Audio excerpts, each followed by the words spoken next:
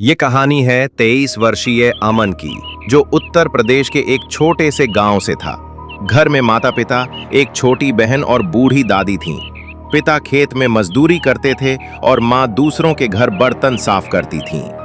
अमन बचपन से ही पढ़ाई में तेज था और उसका सपना था आईएएस बनकर अपने गांव का नाम रोशन करना। गरीबी थी, लेकिन हौसला उससे कहीं बड़ा। स्कूल की पढ़ाई उसने गांव के सरकारी स्कूल से की और फिर बड़ी मुश्किल से ट्यूशन करके 12वीं में अच्छे अंकों से पास की। गांव वालों को लगता था अमन कुछ बड़ा करेगा। पिता ने अपनी जमीन का एक टुकड़ा गिरवी रख दिया ताकि बेटा शहर जाकर कोचिंग कर सके। अमन दिल्ली आया। एक छोटे से कमरे में 5 लड़कों के साथ रहता था। दिन में लाइब्रेरी, रात में किसी ढाबे में काम करके अपना खर्चा निकालता। लेकिन यूपीएससी जैसी परीक्षा आसान नहीं होती। पहले प्रयास में वो प्री भी पास नहीं कर पाया। फिर भी उसने हार नहीं मानी। दूसरी बार उसने और ज्यादा मेहनत की, लेकिन इस बार मेंस तो आया। इंटरव्यू से पहले रिजेक्ट। चेहरे पर मुस्कान होती, लेकिन अंदर से वो टूट रहा था।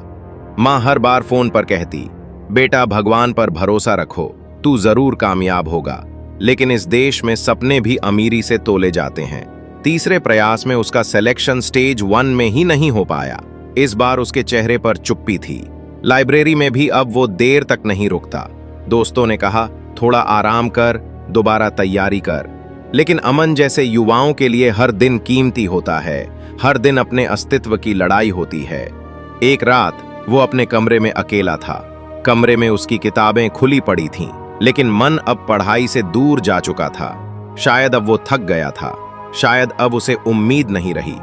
उसने एक आखिरी नोट लिखा, माँ, मैंने बहुत कोशिश की, हर दिन खुद को संभाला, लेकिन अब थक गया हूँ। दुनिया को लगता है कि असफल लोग ही हार मानते हैं, लेकिन कोई ये नहीं समझता कि मैंने जी जान लगाई थी।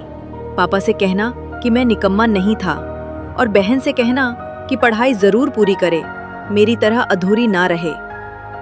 सुबह तक अमन इस दुनिया में नहीं था। जब यह खबर गांव पहुंची तो पूरा गांव स्तब्ध रह गया। मां की चीखें आज भी लोगों के कानों में गूंजती हैं। मेरा अमन तो होशियार था, उसने क्या गलती की? असल में गलती उसकी नहीं, इस सिस्टम की थी, जो किसी गरीब के सपनों को सपोर्ट नहीं करता। जहां स्कॉलरशिप्स तक सिफारिश से मिलती हैं, जहां मेहनती छात्र भी डिप्रेशन में चले जाते हैं क्योंकि उन्हें एक इंसान नहीं, सिर्फ रैंक समझा जाता है। तो दोस्तों, ये कहानी केवल अमन की नहीं, बल्कि हजारों अमनों की है, जो आज भी लाइब्रेरी में बैठकर एक उम्मीद के सहारे जी रहे हैं।